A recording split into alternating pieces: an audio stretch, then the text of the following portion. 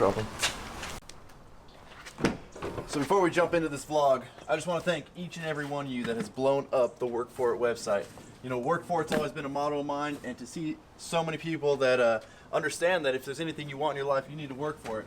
It's really inspiring to me, and it's really inspiring to others. So thank you guys, and something tells me the post office appreciates you guys as well. These are all my mornings, every morning, loaded up with boxes. You guys are awesome.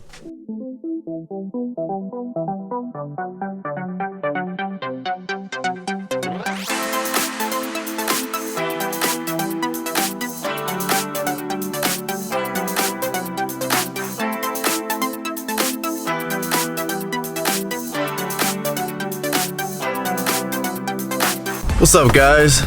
Looks like the weather sure took a turn for the worse today. Just stopped by, grabbed some extra long-lasting spearmint. Being that the weather takes a turn like this, my sinuses absolutely hate it. So that being said, I gotta take sinus medication, which dries the shit out of my mouth. So in order to get through this vlog, I need to be chewing some gum, so I'm gonna apologize in advance for that.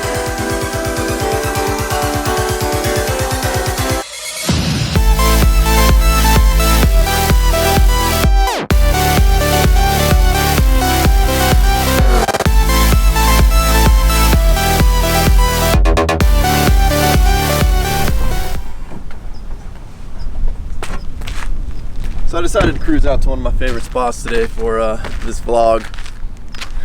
As you can see, sweet view out by the lake. It's a little bit windy out here, but I think with the microphone we'll be all right. So I'm sure you guys read the title to this video and are wondering, you know, how can you not love such a beautiful truck, and how would you regret buying it? And it's not that I don't love the truck, it's just the reason I regret buying it is I regret buying the year that I bought. Now 2015 was the first year of the body change for the 2500s. Now I always tend to want to have the first of something when it comes out, and you'd think by now I would learn it usually ends up biting me in the ass. But you know, there's just always so much hype around something, and you know, they release the details on stuff so early that by the time it comes out, you're so ready for it, you just want to jump on it and you want to get it right away. And that's not always the best case scenario, as kind of what this video is going to be about. Now every once in a while, when an auto manufacturer releases a new body style or a new model or new version of their vehicle, they do so and then either find bugs or find something to where they'll have to release a half model year later. So this being a 2015, there's a 2015 and a half Chevy Silverado, the 2500, that actually has a lot of changes, and that's my main reason of regret by going first. Now when Chevy started promoting the release of the 2015 new body style for the 2500 and the 3500, they promoted it with all kinds of upgrades and all kinds of goodies that were coming with it. One of which being the 4G Wi-Fi. Now, I didn't necessarily think I wanted that feature in the beginning, or at least would use it, but it's something I'd like to have and have the option of. And now that, you know, running a business out of the truck, doing these videos for you guys, I think it'd be really nice to be able to have 4G in the truck, to be able to hook up my laptop to. So one of the things that pisses me off about Chevy is they promote this feature like it's the greatest thing ever, and that's awesome and it sounds great. Well, then the 2015s come out and you don't get it. It wasn't included, which to me feels like I'm not getting what I paid for. So now you jump to the 2015 and a half, and guess what? There's the Wi-Fi. So I feel like being an early adopter of the 2015, I helped get the Wi-Fi into the 15 and a halves, which is crazy to me. You know, it was a feature that was promoted in the ads, and it was promoted along with the new body style coming. You're gonna get Wi-Fi, it's a great new feature, and I got shortchanged. So being that I had one of the first 2015s on the West Coast, I had to order the truck. A lot of dealers promised they can get me the truck I wanted by dealer trading with people more on the East Coast or the Midwest, but it never ended up happening. So I ended up having to order the truck, which you would think is fine because now I can order it with every single option I want. Well, the problem was certain options didn't exist at the time. Now, one of which, and the biggest one I thought in my book, was the new tow mirrors. Now, I'm sure by now most of you have seen the new Chevy tow mirrors, and if you haven't, the old ones were just all black, no light on the front, and if you were lucky, you got some of them had the turn signal in the mirror. Those mirrors were fine, and coming from having the standard, car-sized mirrors on my old truck, all I ever dreamed about was upgrading that truck to the big tow mirrors. So when I built the new truck, I'm like, all right, I'm excited. I get these tow mirrors, that's great.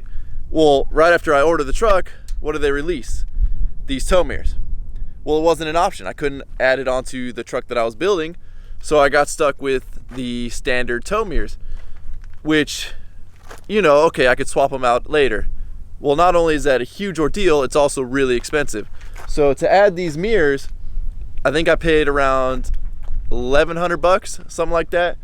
Now, it's a $300 option when you build the truck. If you order it from Chevy, or if you buy one off the lot, it's a $300 option to add these tow mirrors. To buy them from the dealer, I believe they're $6 something a piece, somewhere around there. I think I ended up paying around $1,000 for the pair, and it doesn't end there. So now you have to wire these up. So they, depending on the configuration of your truck, you're not exactly wired up for the auto fold feature that they have, unless you had auto fold feature on your smaller mirrors. I did not. These running lights, depending on your configuration, will either work or not. So if you're like me, we had to install the mirrors, we had to tap the running lights into the running lights in the front. Then to get the auto fold to work, because from the factory only one side would work, we had to end up replacing the window switch here, which is actually, it looks identical, but it's the interior of this that has the relay or whatever it is to power the passenger side mirror. Now over on the driver's side, we also had to replace the switch because the driver's side obviously had no power fold button. So this panel pops out. The way I had it before, there was no power fold in the middle here. It was just the left and right side selectors to adjust the mirror. So I had to replace this panel as well. So that's 2 new switches plus the cost of the mirror that I had to buy. Then to get the LED lights here in the mirrors, which I don't know if you've seen, but these things are awesome. Chevy did a great job with these. I had to wire them up separately. Now from the factory they come wired to your cargo light button, which is cool, but I wanted them to come on all the time. Being that the truck is lifted like it is and the windows are tinted, it can be hard to see a curb line at night. So I actually wired them up to the reverse lights. So when I put the truck in reverse, those lights come on, it lights up the curb line perfectly along the side of the truck. And it's actually a really nice feature. So I think from the factory, Chevy should have wired those up to be reverse lights, or at least making an option so you can do both. So now we're already in it $1,200 or so, not including labor, to get it up to even close to being what a 2015 and a half is. I ordered the truck with the black interior. I had looked at the tan and it was decent, but I didn't like that the leather on the dash looked purplish to me.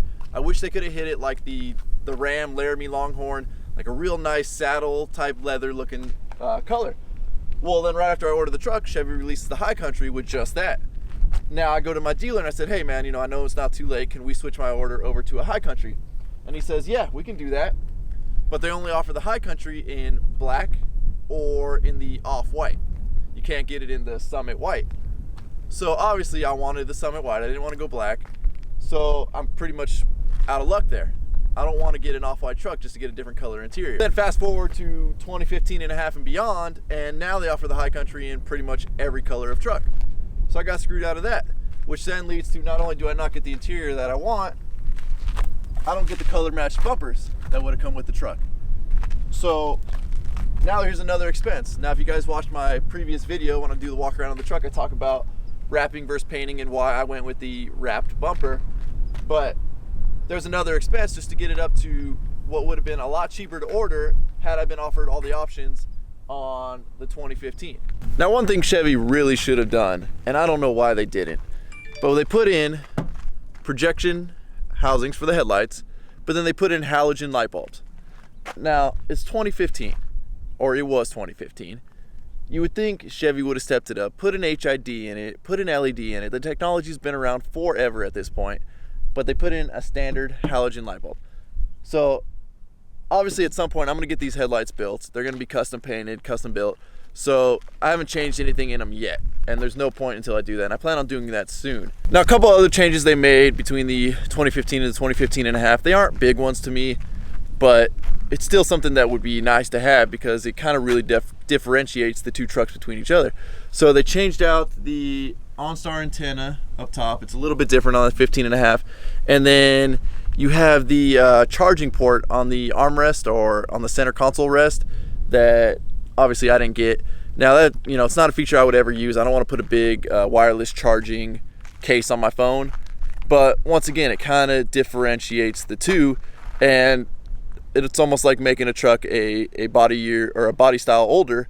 Now it stands out as not being the newest thing on the road. Now, if we move away from the body year or model year differences, a few more regrets I have with this truck is, as you can see on the roof, there are no cab lights. Now, being in the state that I'm in, they won't allow cab lights on a 2500 truck or on a 3/4 ton truck. So you have to bump it up to the 3500 before they'll allow the cab lights. Now, that being said, I tried to order the 2500 with them, but the second you select the option for shipping it to this state or to make it compliant with this state, then it deselects the cab lights on the roof option.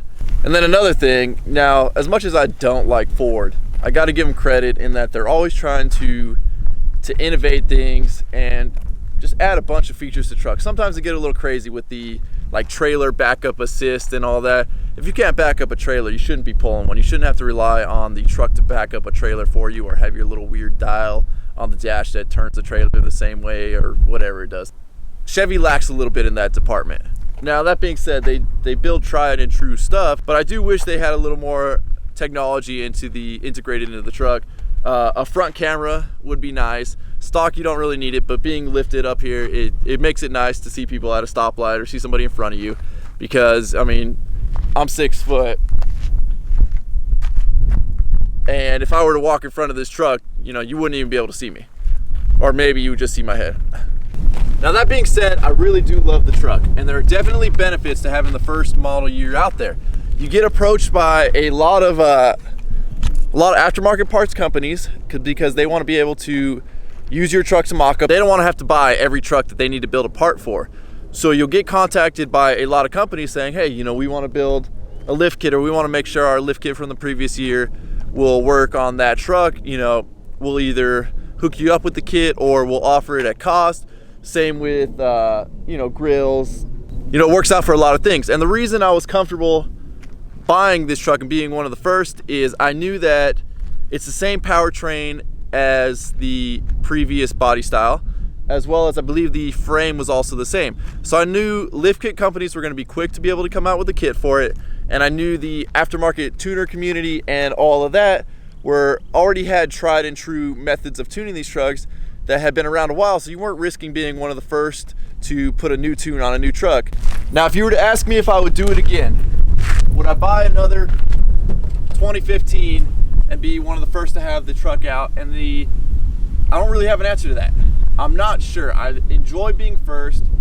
I don't like to be a year behind on a model year that comes out. So you would think by now I've learned not to buy first things anymore, but there's just something in me that really enjoys having, getting all hyped up for something new coming out and then going and getting it right when it comes out. So I may end up making that mistake again. Hopefully not, but the 2017s are looking real nice with the new Duramax, but I think I'm gonna take a lesson from this and not go that route, and hopefully, maybe soon, I'll be looking at the 2018s and we can start a new build. But for now, I'm gonna keep this baby, I'm gonna enjoy this truck. So that's gonna be it for this one, guys. I want to thank all the subscribers. I've had a huge boost over the last couple of days, and that's awesome. Thank you guys to all the new subscribers. Thank you to the old ones that have been with me from the beginning of this journey. You guys are awesome. If you guys haven't clicked the subscribe button yet, I would be honored if you would do so. I got a lot more content coming. The next vlog, we got a truck meet. You're going to see a ton of new trucks coming out, and it should be an awesome video. And also, while you're at it, if you want to see another awesome truck YouTuber, check out my buddy Dirty Max Jack. He's got great content as well. Thanks, guys. Catch you on the next one.